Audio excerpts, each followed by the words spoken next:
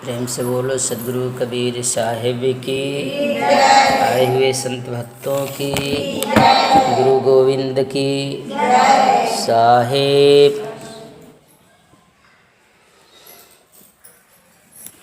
मैं आप लोगों को कल 14वीं रामायणी में बताया था कि जो अभिमानी लोग, अहंकारी लोग हुए,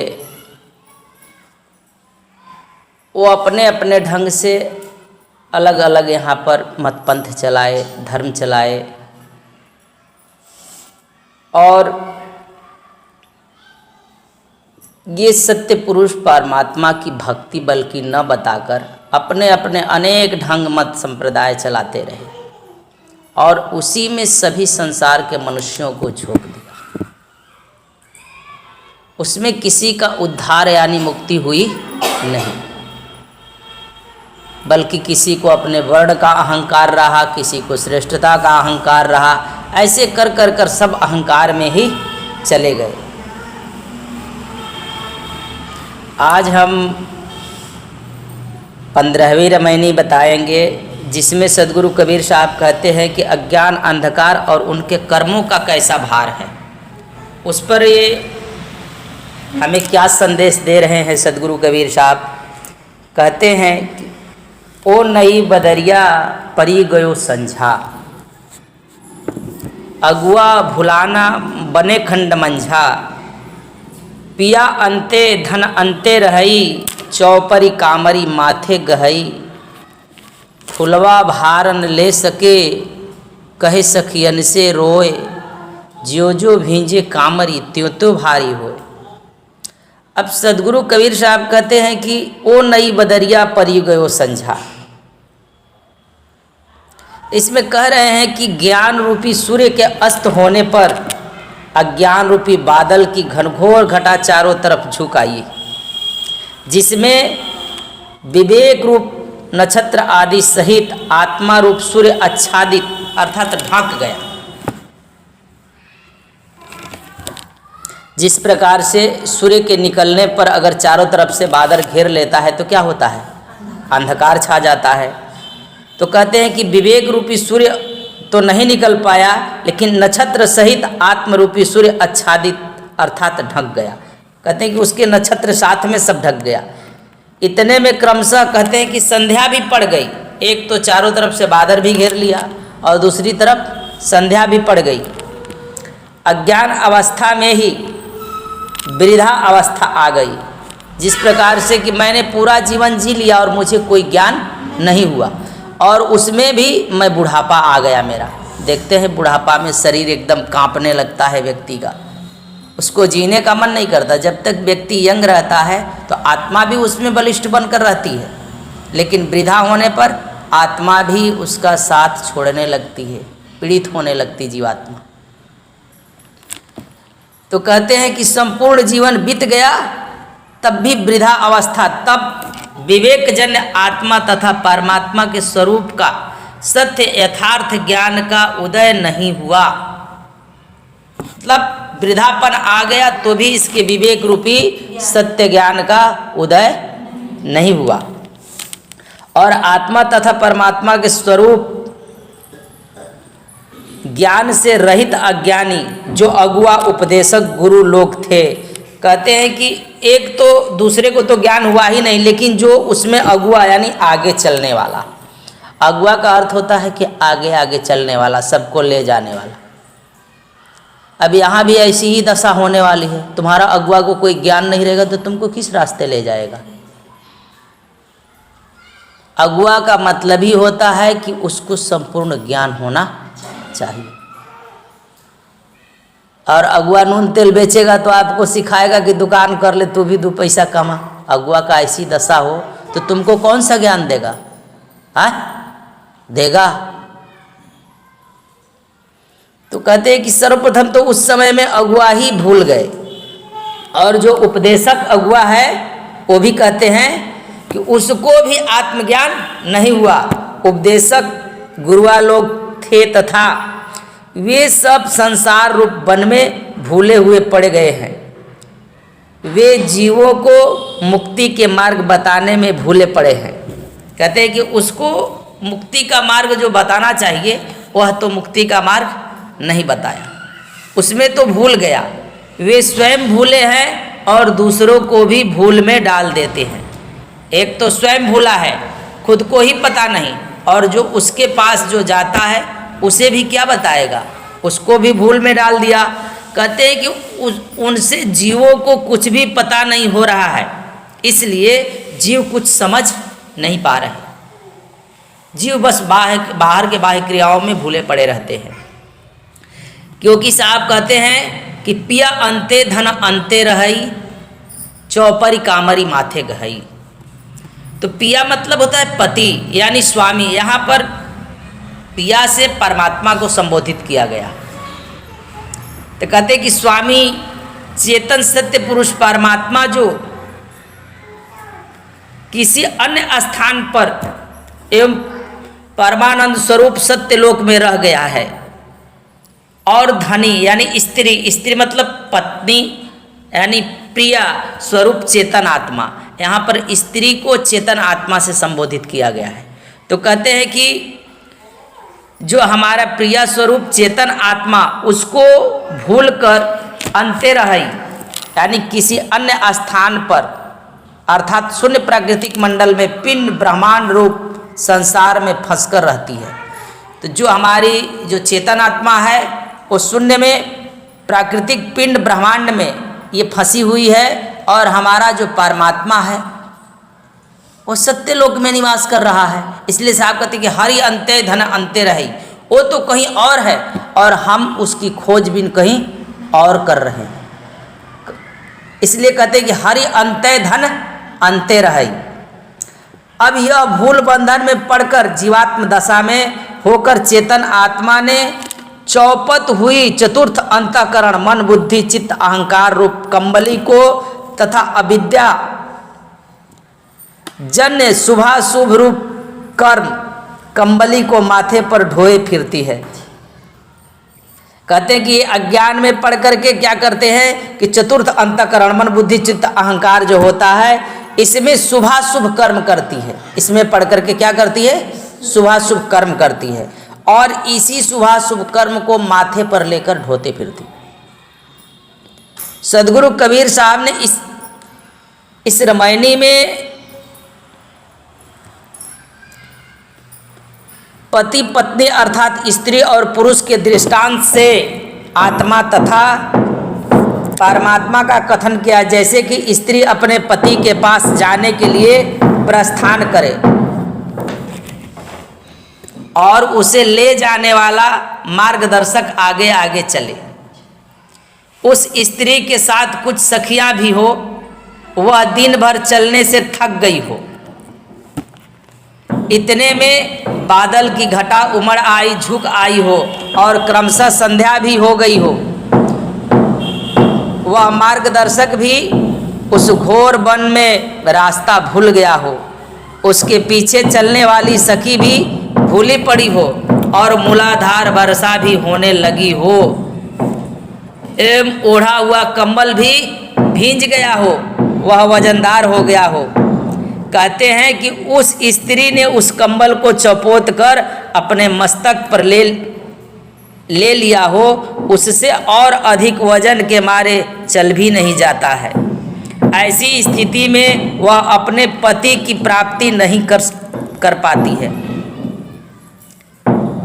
जैसे में व्यक्ति अपने जीवन को जी लेता है और हमें ले जाने वाला व्यक्ति, जो मुझे परमात्मा के पास जाने का मेरा जो रास्ता था वह भी बताने वाला व्यक्ति नहीं बता पाया, और धीरे धीरे मेरा वृद्धापना आ गया और बताने वाला भी भूल गया, और जो संग साथ ले जाने वाला था वो भी भूल गया, और चारों तरफ से मेरे शरीर में झुर्रियाँ पड़ गई। ऐसी परिस्थिति में ऊपर से संसार के शुभाशुभ कर्म, व्रत रखो, उपासना रखो, तीर्थ करो, तो ये तो शरीर को ही लेकर ढोने में बोझिल हो गया। ये सारे कर्म कैसे करेगा वृद्धापना में? और मृत्यु रूपी अंधेरा भी मेरे सामने आ गया हो, खड़ा हो। ऐसी स्थिति में वह परमात्मा आत्मा की खोज नहीं करता। जो आत्मा है वह परमात्मा को नहीं खोज कर पाती। क्योंकि ये तो पहले जीवात्मा, क्योंकि स्वयं ही वो भूली हुई है कि मैं आत्मस्वरूप हूँ, ये भी उसको पता नहीं है। कहते उसी प्रकार वंचक अर्थात आत्मा तथा परमात्मा के सत्य स्वरूप ज्ञान से रहित अज्ञानी गुरुआ लोग के असत्य उपदेश के अनुसार, क्योंकि वो सत्य उपदेश तो दिया नहीं, सत्य बताया नहीं, सब देवी देवता, पितर पाथर, मस्जिद, मंदिर, गुरुद्वारा, ऐसे ही स्थानों पर, चर्च, ऐसे ऐसे जगहों पर जा कर के गोबर, पानी, माटी, ढिल्ला, इसी में लपेट करके हम यहाँ संसार के मनुष्यों को डुबा दिया। तो कहते हैं कि ऐसे ही चलाने वाला भूला हुआ है, क्योंकि इन्हीं में वो हमारी आस्था को रखता है। तो कहते हैं कि ये तो इसी जगह हमको भुला दिया। जीवात्म दशा में आत्मा उस असली सत्य पुरुष परमात्मा को प्राप्ति नहीं कर पाता है, अतः उसको स्वरूप भूल अज्ञान रूपी बदरी घेर लेता है और इधर वृद्धा अवस्था भी आ जाती है। एवं आगे चलने वाले जो अगुआ है वो भी अज्ञानी उपदेश करता गुरुआ लोग संसार, स्वयं संसार रूप जंगल में भूले पड़े हैं। ऐसी स्थिति में जीवात्मा स्वरूप ज्ञान के अभाव के कारण अविद्या के बस में पड़ा रहता है और उस महाचेतन सत्य पुरुष परमात्मा को प्राप्त हो नहीं पाता है। इसलिए साहब कहते हैं कि अज्ञान भूल दशा में यह जीवात्मा रूपी स्त्री महाचेतन सत्य पुरुष परमात्मा रूपी पति को नहीं प्राप्त कर पाती है। केवल बाल, किशोर और युवा और वृद्धा अवस्था संयुक्त शरीर रूप चौपट कम्बल, कहते हैं ना कि बाल, किशोर, युवा और वृद्धा अवस्था, ये चौपट कम्बल, चार अवस्थाएं की बातें करते हैं कि चौपट कम्बल को ओढ़कर यह कर्म रूपी कम्बल को मस्तक पर लाद कर इस योनि से दूसरी योनि में भटकता फिरता है। कहते हैं कि जन्म में बाल अवस्था से लेकर वृद्धा अवस्था तक संसार में ये कर्म ही करते रहता और कर्मा अनुसार ये परमात्मा को उपलब्ध नहीं होता, बल्कि इस योनि से दूसरे योनि में चला जाता है, अपने निज घर लौट नहीं पाता। जैसे स्त्री पति के न मिलने से सदा दुखी रहती है, वैसे ही जीवात्मा भी परमात्मा के न मिलने से सदा दुखी रहता है, अर्थात बार बार जन्म मरण के चक्र में पड़ा रहता है। इसलिए साहब कहते हैं कि फुलवा भार न ले सके, कहे सखियन से रोए। अर्थात वह कहते हैं कि पूर्वक जीव रूपी इतनी सुकुमार है कि वह कर्म तथा जिससे उत्पन्न शरीर का भार उठा नहीं सकती। इसलिए वह अपने संसार में दुखों को मन आदि इंद्रियों सखियों से रोकर कहती है कि हे सखिया तथा मित्रों, ज्यों ज्यों यह शरीर कंबली दुख की वर्षा से भींजती जाती है, त्यों तो भारी होते जाती है। कहते हैं कि इस संसार में जैसे जैसे कर्म हमारे जीवन पर लगते जाते हैं, वैसे वैसे हमारे कर्म भी बढ़ते जाते हैं। अब दुख सहन नहीं होता, क्योंकि इतने कर्म भी बढ़ गए और जीवन भी बीत गया और उस परमात्मा से मिलन भी नहीं हुआ, और इस वर्षा में भी कम्बल भींजे जा रहा है। प्रतिदिन कर्म किए जा रहे हो, जीवन भी तुम्हारा बीते जा रहा है, यानी शरीर बोझिल होते जा रहा है। अब इस शरीर की भार इस जीवात्मा से ढोए नहीं जा रही। इसीलिए ये जीवात्मा अपने समस्त इंद्रियों से रोकर कहती है, क्योंकि आँख से भी नहीं दिखता, कान भी नहीं सुनाई पड़ता, अन्य और इंद्रियां भी शिथिल पड़ जाती है। इसलिए वह दुखी होकर के कहती है कि अब ये शरीर का बोझा मुझसे ढोया नहीं जा रहा। कहते हैं कि अब दुख सहन नहीं होता है। ठीक है कि जीव को स्वरूप मात्र भी दुख सहन नहीं होता, अतः जब तक आत्मा तथा परमात्मा का यथार्थ ज्ञान नहीं होता है, तब तक कर्म का भार बढ़ता ही जाता है और उससे उत्पन्न दुख भी बढ़ता ही जाता है। क्योंकि जब तक व्यक्ति को अपने स्वरूप आत्मा और परमात्मा का उसको सच्चा ज्ञान नहीं होता है, तब तक जीवन का कर्म का बोझा क्या है, बढ़ता ही जाता। और जब कर्म का बोझा बढ़ता है तो उससे दुख भी हमारा बढ़ता है, क्योंकि शुभ कर्म करोगे या तो अशुभ कर्म करोगे, शुभ कर्म करोगे तो शुभ कर्म का बोझा बढ़ेगा, अशुभ कर्म करोगे तो अशुभ कर्म का बोझा बढ़ते जाएगा, लेकिन बोझा बढ़ते ही जाएगा। कहते इसका यथार्थ भाव यह है कि युवा अवस्था और यह जीवात्मा जिस शरीर को फूलों के समान ढोता था, क्योंकि व्यक्ति देखते हैं जब यंग रहता है तो कितने अच्छे से सेंट पाउडर मार करके घूमते फिरता है कि नहीं? हाँ, अच्छे अच्छे कपड़े पहनता है, सारी शक्ति भी उसके पास होती है, शरीर की शक्ति भी होती है और बल भी होता है, हाँ, और सुंदर भी लगता है उस युवा अवस्था में। तो इसमें उसकी आत्मा भी एकदम प्रौढ़ बनकर रहती है, क्योंकि उस समय में फूलों के समान ढोता है, इसमें सुगंधियाँ होती है, जैसे फूल खिलता है ना तो कितना सुंदर लगता है, तो युवा अवस्था में सभी सुंदर दिखते हैं। अब वही शरीर विधा हो जाने पर उसे ढोने में असमर्थ हो रहा है, क्योंकि अब जब वृद्धा हो जाता है तो पैर में भी दर्द होता है, कमर में भी दर्द होता है, घुटने में भी दर्द होता है, देखते हैं, और शरीर भी कांपने लगता है, चला तो जाता नहीं। तो कहते हैं उस समय में क्या होता है कि अब ये सर्वथा असमर्थ हो जाता है, क्योंकि वृद्धा अवस्था में यह शरीर अपने बस में नहीं रहता। उस समय अनेक प्रकार के उपद्रव इसमें होने लगते हैं। तब जीव अपने मित्रों से कहता है कि हे मित्र, ज्यों ज्यों मैं वृद्धा होते जाता हूँ त्यों त्यों यह शरीर रूप कम्बल भारी होता जाता है, अब मुझसे कुछ भी नहीं बन पाता है, मेरा देव दुर्लभ मनुष्य शरीर व्यर्थ में चला गया, क्योंकि इस जीवन को पाकर मैंने परमात्मा को उपलब्ध नहीं हुआ। कहते हैं कि सृष्टि के सर्वप्रथम यह चेतन आत्मा अपने शुद्ध स्वरूप में महाचेतन सत्य पुरुष परमात्मा के आधार पर जीवन मुक्त दशा में स्थित था। उस समय न जड़ सूक्ष्म स्थूल प्राकृतिक थी और ना ही यह नाम रूप जगत प्रपंच ही था। तत्पश्चात चेतन आत्मा के लक्ष्य परमात्मा तथा अपने स्वरूप से पृथक होकर अधोमुख हुआ और शून्य की सीमा में जाकर स्थिर हुआ और अपने आप की सुधि बुद्धि रहित शून्यवत स्थिति में प्राप्त हुआ।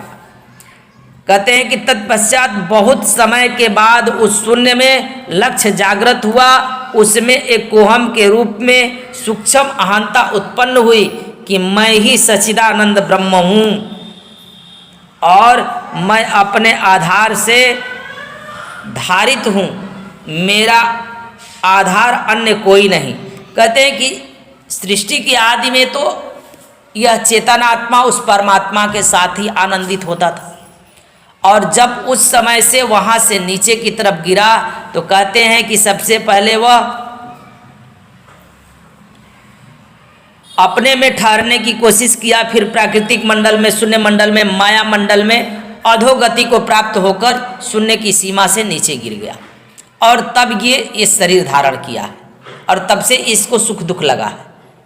जब से ये शरीर धारण किया तब से क्या हुआ, इसको सुख दुख लगा, और जैसे ही वहाँ से नीचे की तरफ गिरा तैसे ही वो अपने घर का पता भूल गया, और जैसे ही अपने में ठहरा था उसी में जब ठहरा तो उसे ये अनुभव हुआ कि मैं स्वयं ही अपने आप में ब्रह्म हूँ, मैं ही हूँ, ऐसा वो समझ बैठा।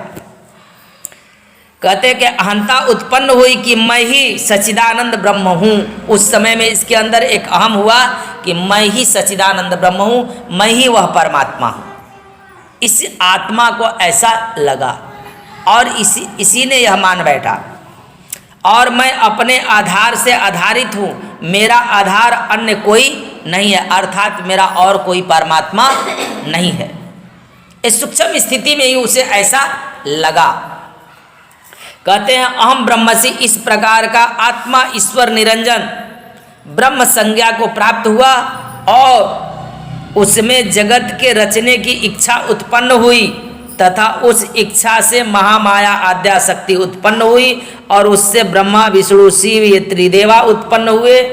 इनमें ब्रह्मा जी प्रधान और वेदों के रचयिता तथा उनके प्रचारक हुए। अतः सदगुरु कबीर साहब कहते हैं कि कहलक कहो युगन की बाता, भूले ब्रह्मा न चिन्हे त्राता। अर्थात यहाँ पर ब्रह्मा जी प्रथम भूल गए, जो सृष्टि के आदि काल में जिसका सर्वप्रथम त्रिदेवा जीव कोटि में इस शरीर में मनुष्य के रूप में आए। तो कहते हैं कि जो प्रथम ब्रह्मा जी थे वही भूल में पड़ गए। इसी से कहते हैं कि ब्रह्मा जी के अंतःकरण में अज्ञान भ्रम की घटा झुक गई और संध्या हो गई। किसको? तो ब्रह्मा जी को हो गई और काल पुरुष निरंजन का घोर अंधकार छा गया और सर्वप्रथम आगे चलने वाले ब्रह्मा की वेदवाणी रूप बनखंड के बीच में भूल गए और उनके भूलने पर विष्णु शिव तथा समस्त ऋषि मनीषी मुनि आदि भी भूल गए और उन ब्रह्मादि ने पिया अर्थात स्वामी परमात्मा को भी अन्य कहीं दूर बताया। कहते हैं कि उन लोगों ने भी वह परमात्मा को जाना नहीं बल्कि कहीं और दूर बताया और धनी अर्थात जीव रूप स्त्री के रहने का स्थान अन्य कहीं बताया। अतः असली सत्य पुरुष परमात्मा को सब भूल गए और ओंकार ब्रह्म निरंजन को, जो एक ब्रह्मांडी सिद्ध जीवात्मा है, उसको परमात्मा मान लिया। किसको मान लिया?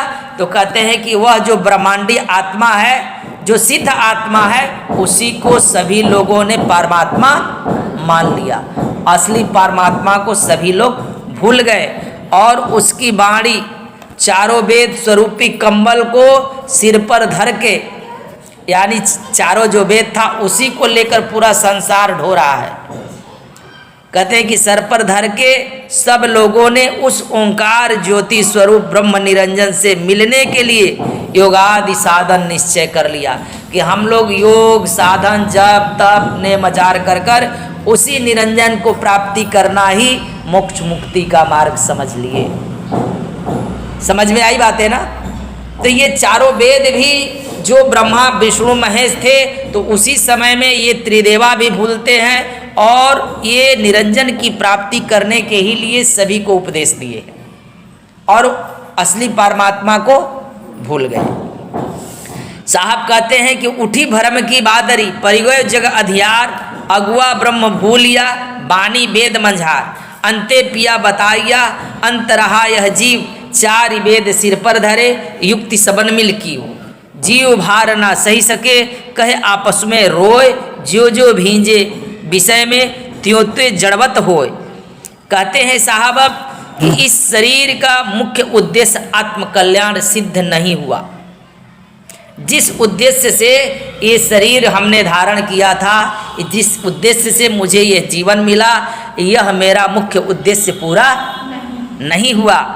अब इस वृद्ध शरीर से कुछ नहीं हो सका।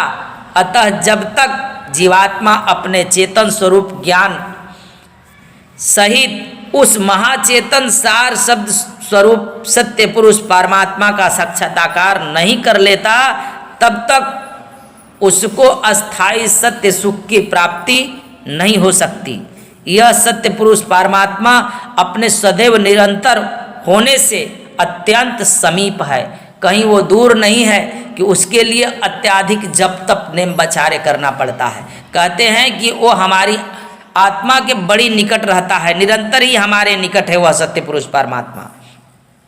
इस रामायणी का संकेत अर्थात यह भी है कि आत्मा तथा परमात्मा के स्वरूप ज्ञान से विहीन गुरु तथा अज्ञानी शिष्य दोनों ही मिलकर के परमार्थ पथ के पथिक बनकर तीर्थ व्रत कर्म कांड के सहारे चलना शुरू तो करते हैं, परंतु दोनों की युवा अवस्था रूपी सूर्य सहसा अस्त होते होते अज्ञान अंधकार रूप काले बादल मनुष्य के जीवन रूपी आकाश पर छा जाते हैं और आत्मा तथा परमात्मा के स्वरूप ज्ञान से भिन्न वंचकों की भ्रमिक असत्यवाणी रूपी आंधी भी अपना ही अधिकार शासन मानकर जोर शोर से अपना आक्रमण प्रहार कर देती है। ऐसी स्थिति में आगे चलने वाला वृद्धा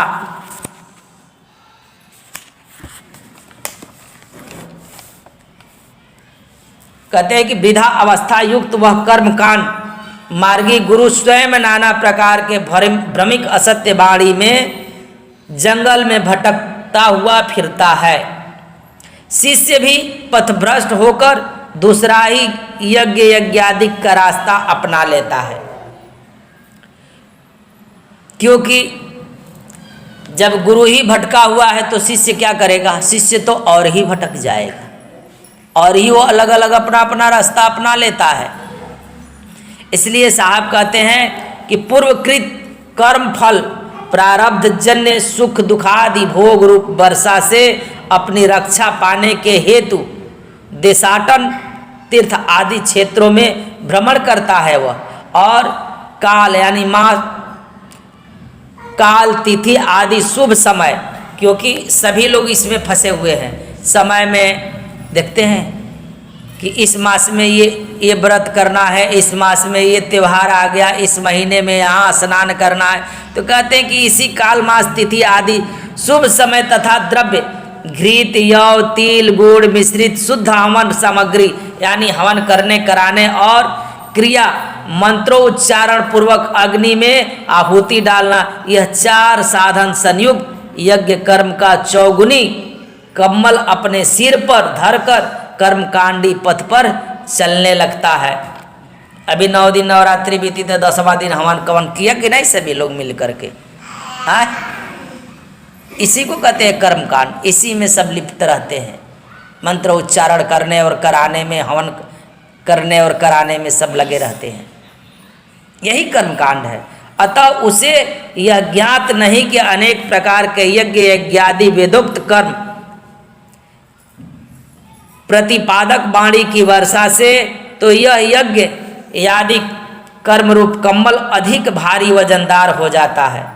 जो सांसारिक तथा शारीरिक विषय जन्य सुखों में आसक्त मनुष्य था, वह गुरुजनों की सेवा, सत्संग और सद्ग्रंथों के पठन पाठन रूप सरल साधनों के पालन रूप कर्तव्य के लिए समय के अभाव का बहाना बताता रहता है। कहते हैं कि जो सत्य पथ है, जो सत्संग है, उसमें जाने में वह क्या कहता है कि मेरे पास समय नहीं है, और दिन प्रतिदिन कर्म कांड में फंसे रहता है। जहाँ सत्य उपदेश होता है, जहाँ सत्य का सत्संग होता है, जहाँ सद्गुरु का पठन पाठन होता है, वहाँ पर लोग जाने से क्या करता है? बहाना नया नया बनाते रहता है और वहाँ जाता नहीं है, उसके पालन कभी करता नहीं। समय के अभाव का बहाना बताता मानव तन की सफलता रूप आत्मज्ञान की प्राप्ति से वंचित रह जाता था। कहते हैं कि मानव जो मनुष्य का वास्तविक जो ज्ञान है उससे ऐसे लोग सदा वंचित रह जाते हैं। कंठी माला टांग लेने से थोड़ा ज्ञान हो जाता।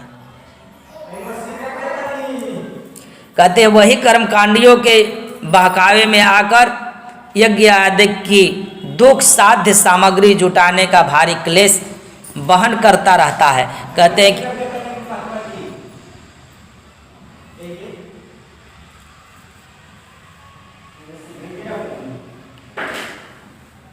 कहते हैं कि ये संसार में जो हवन पूजा पाठ अर्चन ये जो होता है, इन्हीं के कर्म कांड में वो समय समय पर उन्हीं के कर्म कांडों में जुटाते रहता है और उन्हीं में लगकर वो फंसे रहता है।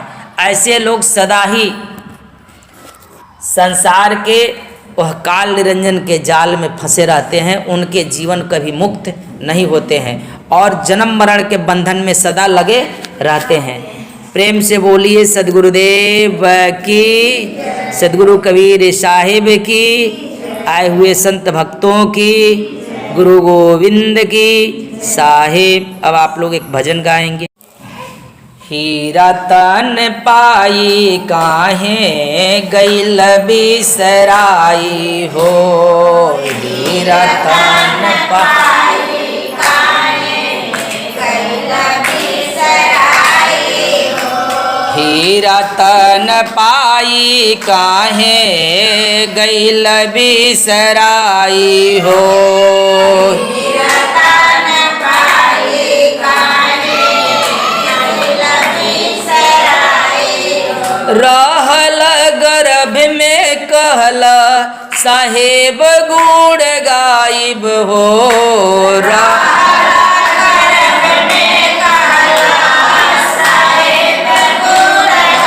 रहल गर्भ में कहला साहेब गुण गायब हो।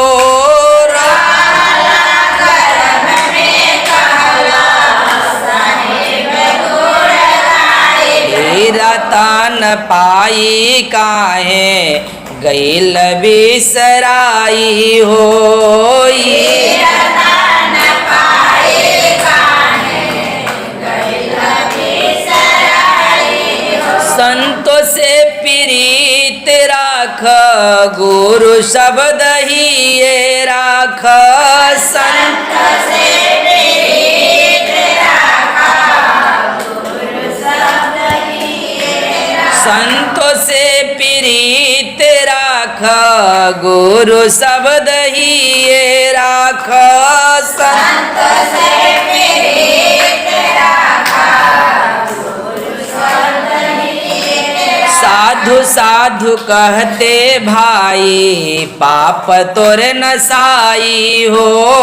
साधु साधु कहते भाई पाप तोर नसाई। साधु साधु कहते भाई पाप तोर नसाई हो। साधु साधु कहते भाई पाप तोर नसाई। रतन पाई काहे गइल बिसराई हो। रतन पाई काहे गइल बिसराई। रहल गर्भ में कहला साहेब गुण गायब हो। रहल गर्भ में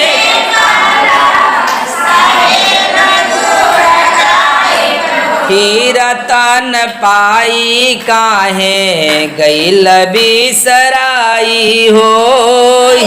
रतन पाई काहे गइल बिसराई। पेट में दर्द होखे दावा सर के खाएला। पेट में दर्द पेट में दर्द होखे दावा सर के खाएला। पेट में दर्द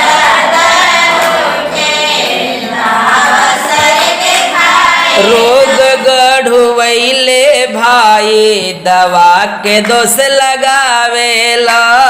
रोग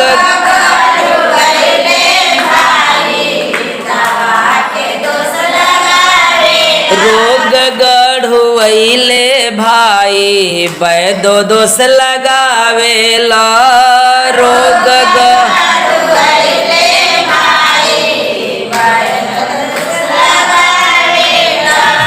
रतन पाई काहे गइल बिसराई हो।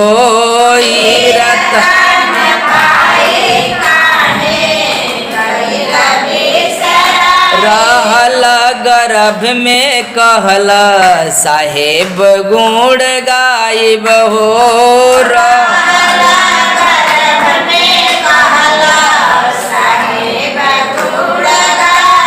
रतन पाई काहे गइल बिसराई हो।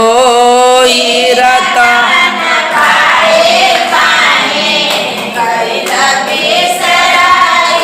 नाही मान बैदा बात कैल दुर्बल संग घात।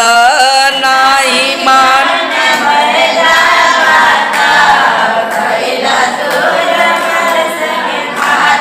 नाही मान बैदा बात कैल दुर्बल संग घात। नाही मान बैदा आई है यमराज भाई पकड़ के घिसराई हो।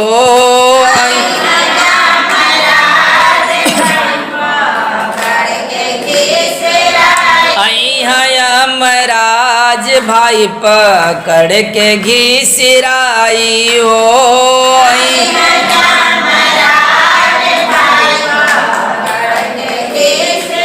रतन पाई काहे गैल बिसराई हो।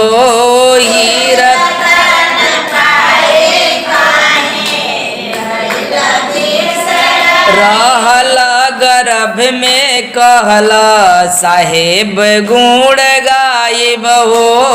रहल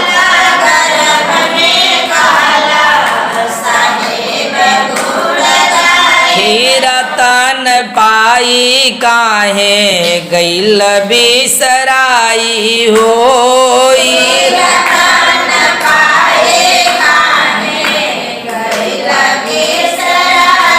सदगुरु कबीर शरण भरपूर देवेलन चूरण। सदगुरु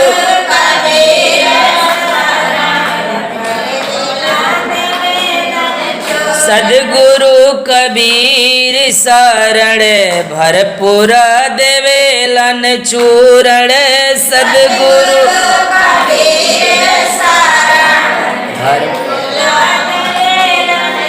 खाते दवाई भाई सुधीर लौटी आई हो।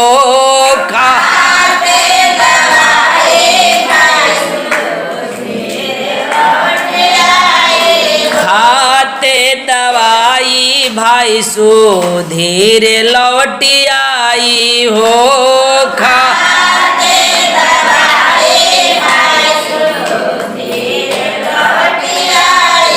रतन पाई काहे गैल बिसराई हो।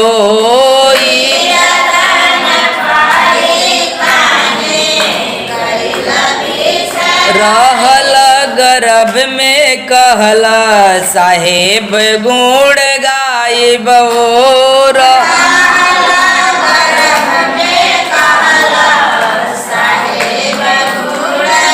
रतन पाई काहे गैल बिसराई हो।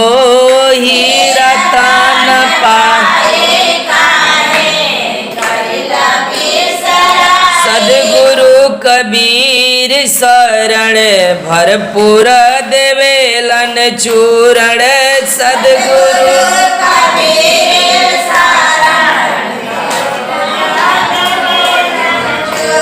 खाते दवाई भाई सुधीर लौटी आई हो।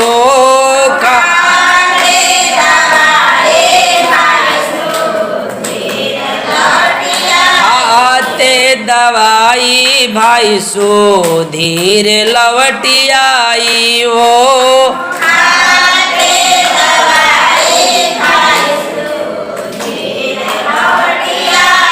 रतन पाई काहे गैल बिसराई हो।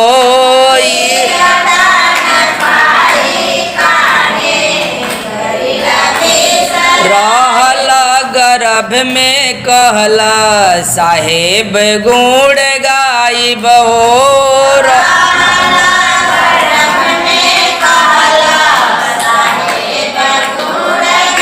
प्रेम से बोलिए सदगुरुदेव की, सदगुरु कबीर साहिब की, आए हुए संत भक्तों की, गुरु गोविंद की साहिब। चलिए आरती उरती कर लीजिए।